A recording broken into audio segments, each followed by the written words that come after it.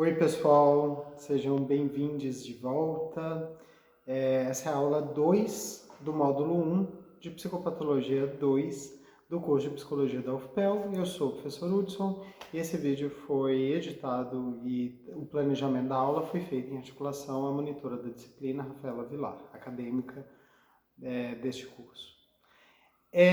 Na aula passada, a gente falou sobre o que são classificações, sob uma ótica da ciência.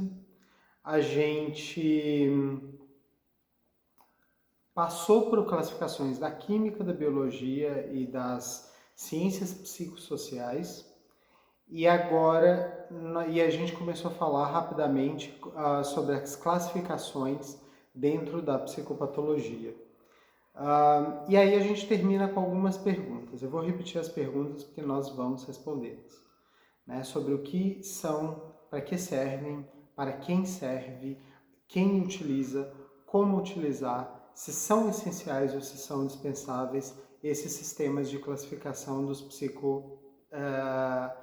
psicodiagnósticos, ou dos transtornos mentais. Então vamos passo a passo. O que são os sistemas de classificação dos transtornos mentais? Eis uma pergunta complexa, A gente já respondeu, em parte, o que são os sistemas de classificação de acordo com a ciência moderna. Então, em parte, isso está respondido. Mas existe uma outra parte referente às especificidades das utilizações e da criação desses sistemas que precisa de ser mais especificada. Então, a primeira coisa importante é que esses sistemas de classificação, eles são manuais clínicos, que visam a avaliação de classes de transtornos mentais e transtornos mentais específicos, sinais, sintomas, regras de inclusão e regras de exclusão diagnóstica. Então, eles são manuais clínicos, eles visam orientar o seu olhar clínico, o que você vai considerar relevante ou irrelevante para a construção de um diagnóstico, quais são as situações em que a expressão daqueles comportamentos não devem ser interpretados como uma expressão da psicopatologia e quais situações eles devem ser interpretados como fenômenos psicopatológicos. Também ele vai dizer para você o que é um transtorno mental, o que é um fenômeno psicopatológico.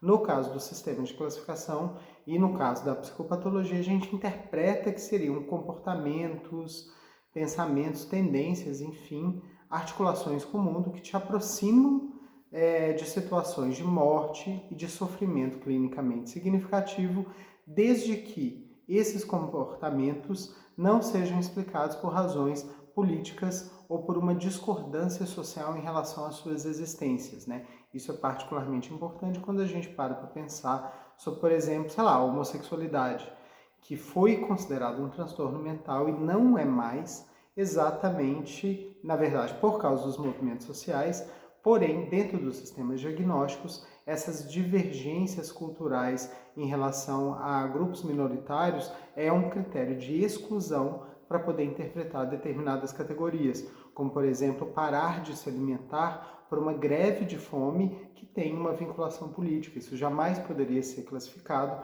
como um transtorno da alimentação. Ele também visa identificar quais seriam os critérios válidos para um diagnóstico clínico. Eu comecei a falar sobre isso, O que a gente olha na clínica de modo contextualizado para a gente falar, olha, isso é um critério para a classificação de uma psicopatologia, isso não é. Então, assim, não é o critério diante de A, logo sintoma. Não é isso. Diante de A, você vai olhar o contexto e se esse contexto for plausível, você hipotetiza ele como um sintoma. Hipotetiza. E, por exemplo, esses sistemas de classificação, eles são ordenados por uma série de critérios. Então, por exemplo, se você for ao sistema DSM, que é o sistema da Associação Estadunidense de Psiquiatria, você vai ver que os transtornos estão mais ou menos ordenados em termos etários. Então, por exemplo, quando você abrir o DSM, você vai ver que um dos principais conjuntos diagnósticos que aparecem são os transtornos do neurodesenvolvimento. Eles aparecem numa etapa mais infantil. Então, você vai ter autismo, possibilidades do espectro autista, você vai ter déficit de atenção e hiperatividade, você vai ter, enfim, uma série de coisas que se expressam pela primeira vez na infância. Na sequência, você vai vendo outras coisas e ao final do manual você vai ver, por exemplo, transtornos neurocognitivos, como demências, né, Alzheimer, Parkinson, que são mais frequentes ou mais típicas, mais esperadas na adultez avançada, no processo de envelhecimento. E eles também estabelecem quais são os critérios de gravidade, né? Os critérios de gravidade são incapacitação, morbidade e mortalidade. E existem alguns instrumentos dentro desses sistemas, que são escalas de avaliação do funcionamento global, enfim, que orientam o olhar do clínico para entender essa gravidade. Então, essa não é uma gravidade intuitiva. Existe uma série de procedimentos e instrumentalizações dentro do manual que orienta a postura clínica, né? Orienta, o que é bem diferente de impedir ou obrigar, é uma orientação. Para que servem esses sistemas de classificação? Né? Eles servem para um monte de coisas. A gente tende, dentro da universidade, a enfatizar o papel científico desses sistemas, mas eles servem para muitas coisas. Eles orientam o comportamento do clínico no sentido de observar sinais e sintomas, gravidade, estabelecer um diagnóstico, pensar sobre curso, tratamento, todos os aspectos, pode, né? Ele é construído como um objetivo de utilidade clínica também. Então, por exemplo, a saúde mental é uma área multiprofissional e, em muitos sentidos, interdisciplinar e transdisciplinar. Então, você vai ter diferentes pessoas. Ter uma nomenclatura em comum facilita a comunicação.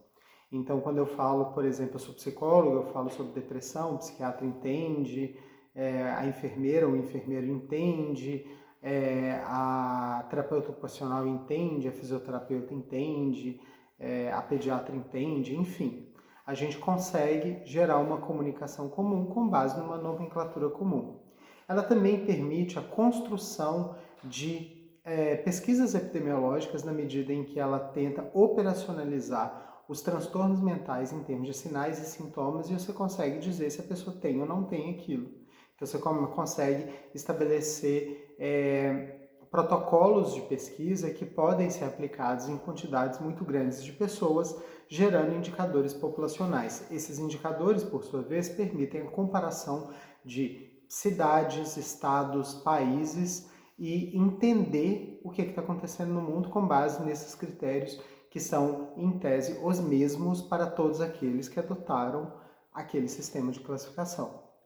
Eles servem, né, como parâmetros de pesquisa básica, clínica e social. Então, você vai ter desde modelos animais que tentam mimetizar em alguma medida transtornos clínicos como depressão, ansiedade, bipolaridade em outros animais.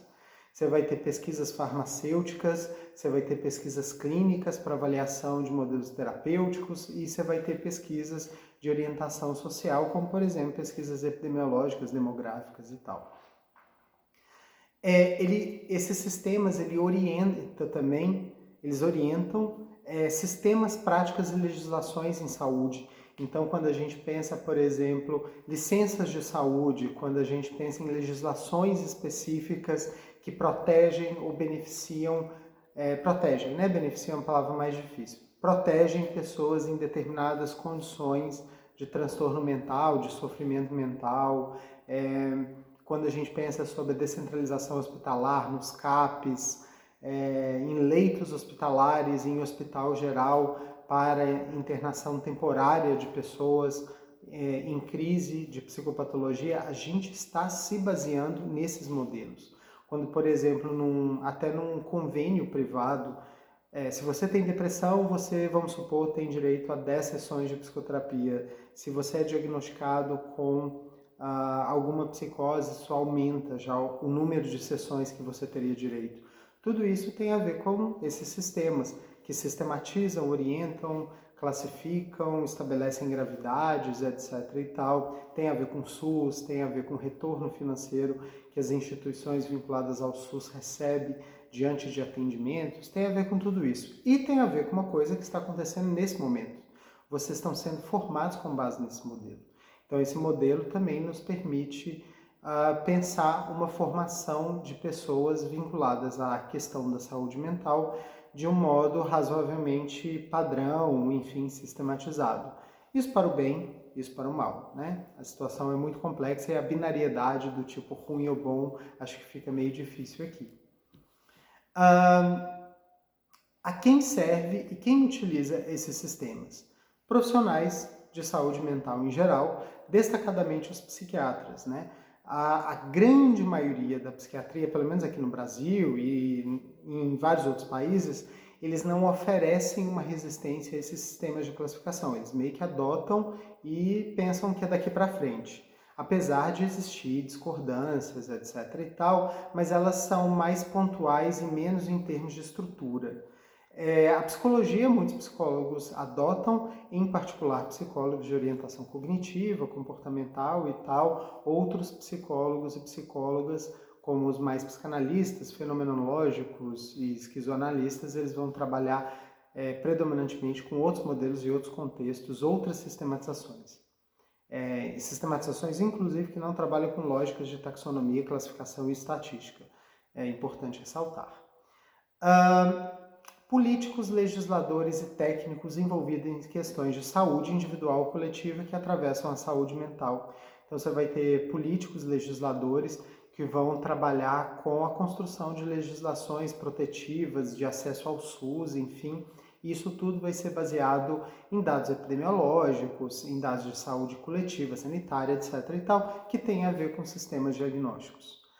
Convênios e planos de saúde, instituições de saúde mental, CAPS, o que as UBSs podem atender, o que elas não podem, o que elas estão capacitadas, o que vai para os ambulatórios, o que vai para o hospital, enfim. Tudo isso está ordenado também por esses sistemas. As universidades, né, a gente está dando aula sobre isso, existem pesquisadores fazendo pesquisa com base nessas categorias. A Anvisa, a Organização Mundial de Saúde, todas se baseiam nesses modelos, né? O próprio modelo da CIDIA, da Organização Mundial de Saúde, então existe um esforço muito grande no sentido de construir uma visão transnacional e unificada sobre os transtornos mentais, para sistemas de acompanhamento, intervenção, etc. e tal. Cientistas clínicos, técnicos de saúde de modo geral e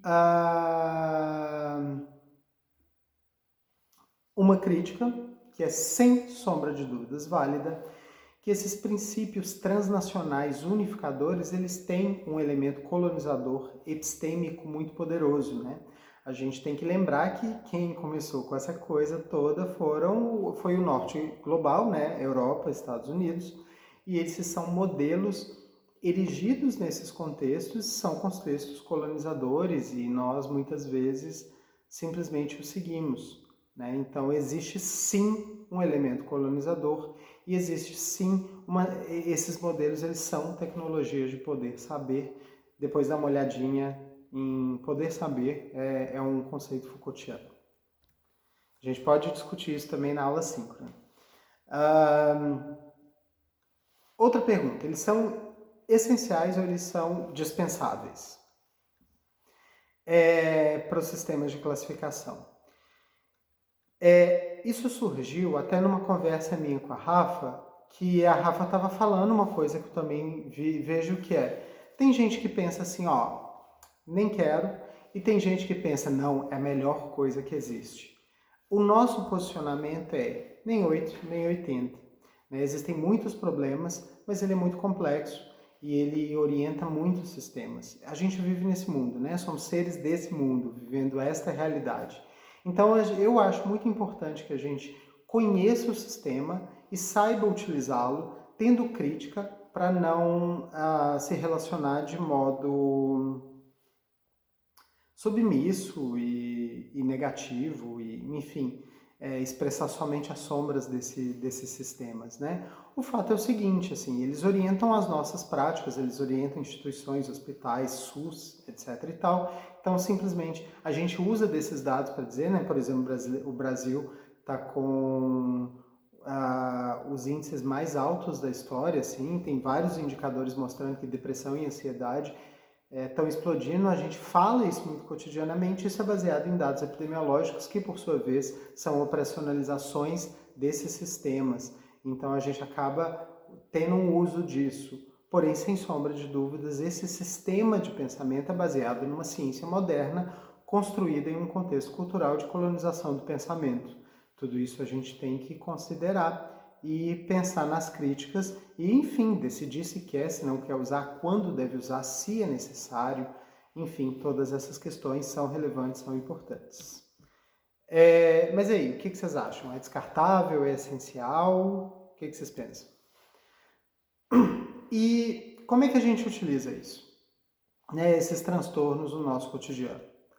Olha, são sinais, sintomas e outros critérios, são orientações. A gente vai estar orientado a ver isso, aquilo, não são normas inflexíveis e se você não as utilizar, você não cometeu nenhum crime, você não é menos competente e tal. São orientações, né? Sugere-se que você adote em determinados contextos vão ser necessários. Né? Só dizer assim, a pessoa tem isso, vai ter que dar um CID, que é um número, uma codificação.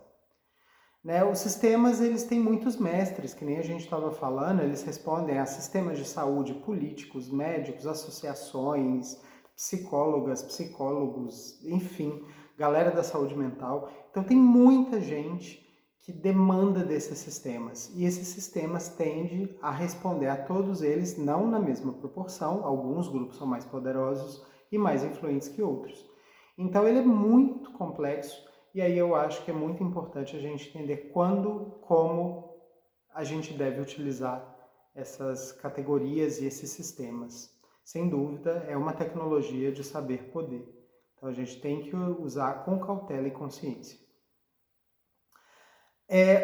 O diagnóstico, pessoal, ele é um resumo clínico. Ele não é a pessoa. A pessoa é... A gente não consegue nem... A gente tem esse papo do holístico, né? A gente não consegue. A existência de uma pessoa, a sua própria existência, ela tem nuances, recortes, aspectos que a gente não consegue se apropriar. Então, o diagnóstico é um jeito de fazer uma comunicação clínica. Se eu chego e falo, alguém foi diagnosticado com transtorno depressivo maior, eu estou, de modo geral, dizendo que ali existe um sofrimento clinicamente significativo relacionado ao humor depressivo unipolar. Significa que ela não teve mania. Se ela tivesse tido uma crise maníaca, ela estaria na classe dos bipolares. Então, é um outro rolê. E é isso, é uma comunicação, é um resumo clínico, é uma facilitação para a gente pensar com mais agilidade manejos e possibilidades.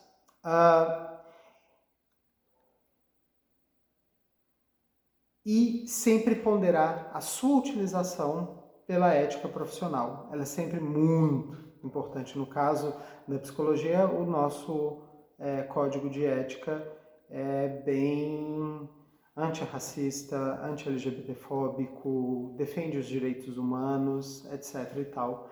E sempre prima pelo máximo benefício da pessoa atendida. Então a gente olha lá e a gente se pondera por aí também, principalmente. Esses sistemas geram os estigmas e os diagnósticos em si geram os estigmas? É aquela pergunta do ovo da galinha, né? É muito difícil dizer, apesar do estigma relacionado aos transtornos mentais, ele é muito anterior à criação de sistemas de classificação, né? O estigma está muito relacionado à lógica metafórica que a gente também traz às doenças. Então, por exemplo, é muito comum as pessoas, a gente já discutiu isso no semestre passado, dizerem, o político tal é um psicopata, ele é um louco, ele é isso, ele é aquilo. Não, gente, ele é só mau caráter mesmo, ele é corrupto, a gente tem que usar as palavras corretas, né? Porque a gente fica transferindo uma coisa para pessoas que não têm esse tipo de relação com a vida, né? E aí a gente acaba sendo preconceituoso contra pessoas que têm algum transtorno mental. Então, assim, evitem metáforas de transtorno mental, a gente pode discutir isso, é um tema que me interessa também bastante. E a gente está num sistema civilizatório que é muito baseado nas lógicas de capacitismo e de exclusão de pessoas com base em uma série de preconceitos sociais, né? Então, se o sistema de classificação é científico, ele é cultural, né? Então ele emerge de uma cultura colonizadora, racista, LGBTfóbica, etc. e tal, e tudo isso vai, né, fissurada em performance, capacidade, produção, funcionalismo e tal. Então ele vai ter essas nuances e ele vai atravessar os corpos das pessoas que o operacionalizam através dessas questões também. Então é sempre muito importante se observar. Pessoal, isso foi uma introdução geral a esses sistemas de classificação. Por favor, leiam os textos. Até semana que vem, na nossa aula síncrona. Participem do fórum e até lá, muito obrigado. Espero que tenha ficado nítido essas explicações. É bem complexo, mas vamos lá.